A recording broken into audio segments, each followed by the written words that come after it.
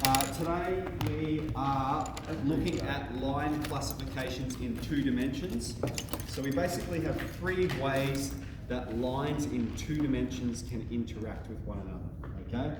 Either lines are going to intersect, that is they cross one another at some point. Either they're going to be parallel, which means they're going in the same direction forever and so they're never going to cross. Or they're coincident, which means they are the same line, they exist on top of one another. So they're the 3 possible types of lines we can have in 2-dimensional space. And what we're doing then is we're using what we call augmented matrix to determine the solutions for them. So I've got a page of notes that I do encourage you to read, but the key information is at the bottom here. All right, and we're going to be implementing that in the shaded box that I've produced there. One error, the last one should say 0, 0, 0. Okay, 0, 0, 0. So change the last D to a 0. Okay, so we're going to be converting these into an augmented matrix and then processing it until we get to what's called echelon form, and then determining the solutions. So for number 1 here, solve by row reduction. So to convert it to what we call an augmented matrix, we just write the coefficients of the variables in a matrix. So we have 1 minus 2, and then we draw a line of 5. And we have 3, 1, and 7.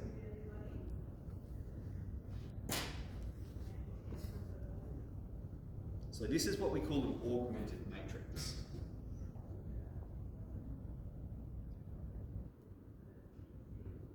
All right, now what we want to do is we want to reduce it to echelon form, which is basically of this form. We want it to be A, B, C, 0, D, E.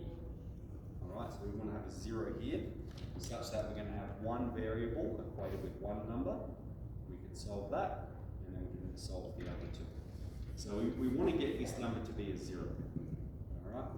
So what we're going to do, we've done a little bit of this last year.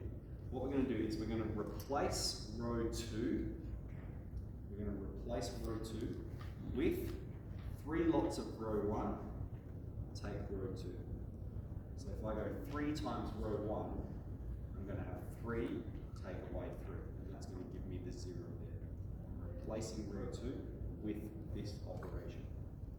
So what does our matrix become? Row 1 stays the same. And then in row 2, I've got 3 lots of 1, take 3. So that's 3 take 3, that's going to be 0. I have 3 lots of minus 2. That's going to be minus 6, take 1, that's minus 7. And then I have 3 lots of 5, which is 15. Take away 7 is positive 8. Okay, so we've effectively reduced it to row echelon form, and now we can solve it. What we have, remember this is variable x, this is variable y, we have minus 7y equals 8, so therefore y equals minus 8 on 7.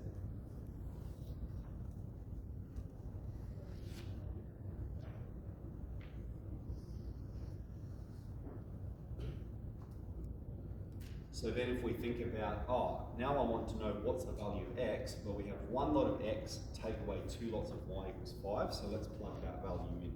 We're going to have x, take 2 times minus 8 on 7 equals 5, and we'll process this one. We're going to have x plus 16 on 7, x equals 5, take 16 on 7, so what's that, 35 on 7, take 16 on 7, 35, take away 16, 19.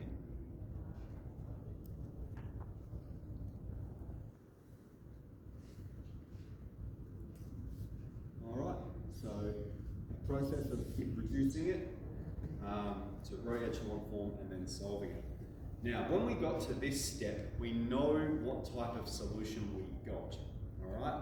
So if we're to look at the 3 boxes that I pointed out, if we have 0, we have numbers, and then a 0 here, and then numbers, we have one solution. That this line and this line, they're both presented in general form, but they meet when y is minus 8 on 7 and x is 19 on 7. That's the coordinates where they intersect one another. Okay, let's move over here then, and all we're going to do, we don't have to find the solutions. Over in question 2, we just need to classify them as intersecting, parallel, or coincident. So we've just got to reduce it a little bit first. Let's express this one as an augmented matrix. And let's replace the second row with row 1, take 2 lots of row 2.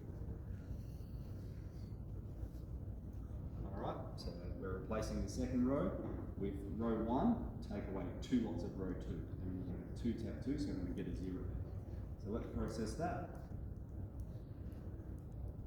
The first row stays the same. And then we have 2 times 2 is 4. 2 take 2, 0. Minus 2, take away 2, minus 4. And then we have minus 3, take away 8, minus 11. Alright, so again, because we only have 1 0, these lines intersect.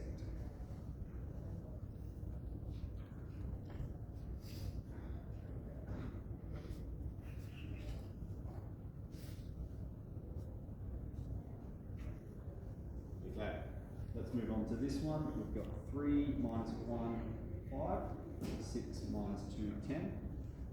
And let's replace row 2 with 2 row 1, take row 2.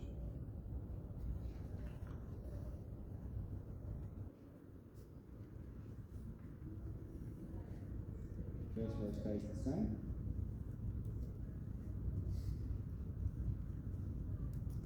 So I'm going to have 2 times 3 take 6, so 6 take 6, 0. 2 times minus 1 is minus 2, take minus 2, 0. 2 times 5 is 10, take 10 is 0. Okay, so then let's look at our boxes there and say which one does this match? It's the last one, 0, 0, 0. There are infinitely many solutions because the lines are coincident. They exist on top of one another. Now you can actually see that very clearly, all right? Because one of the lines is a multiple of the other. And that will always be the case for coincident lines in 2 dimensions. Okay, one is a double of the other, or a triple, or some scalar multiple. Okay, so we can see that there clearly. Excellent. Any questions about that one? Okay, so then let's move on to 3, where we're going to process this. We have some value k, and we're going to find all solutions. All solutions. So we're going to examine all possible values that k could take. So we want to get rid of this 2. Well, let's put it as a matrix first. Sorry, 4, 2, 8, 2, 1, k. And let's replace row 2 with row 1, take 2 lots of row 2. Alright, 4 take 2 times 2. Top row stays the same. We're going to have 4 take 4, 0. We're going to have 2 take 2, 0. And 8 take 2, 8.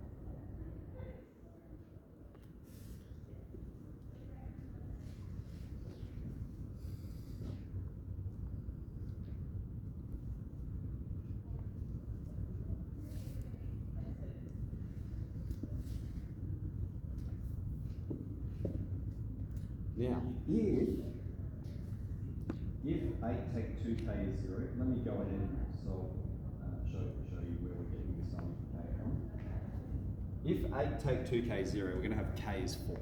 Alright, so then if k equals 4, we're going to have a 0 there. And if we have all zeros in the bottom row, what's the circumstance? The lines are coincident. They exist on top of one another. K equals 4, the lines exist on top of one another. However, if k does not equal 4, for any other value of k, we're going to have some number here. We're going to have some number. Let's call it A. Alright. And if we have a number there, then we've got no solutions. The lines are parallel. So if k equals 4, they're going to be coincident. If k does not equal 4, then they're going to be parallel. So we have a couple of circumstances there. Is that okay? Very good. So then on to 4. Consider the following augmented matrices, find solutions where they exist, and discuss geometric significance. Okay, so we're just looking along at our table. Here we have 1, 0, and then a couple of numbers, so these are going to intersect. Here we have 2 zeros and then a number, so these are parallel, no solutions. And here we have 3 zeros, so these lines are coincident. Alright, so that's 6G.1, relationships.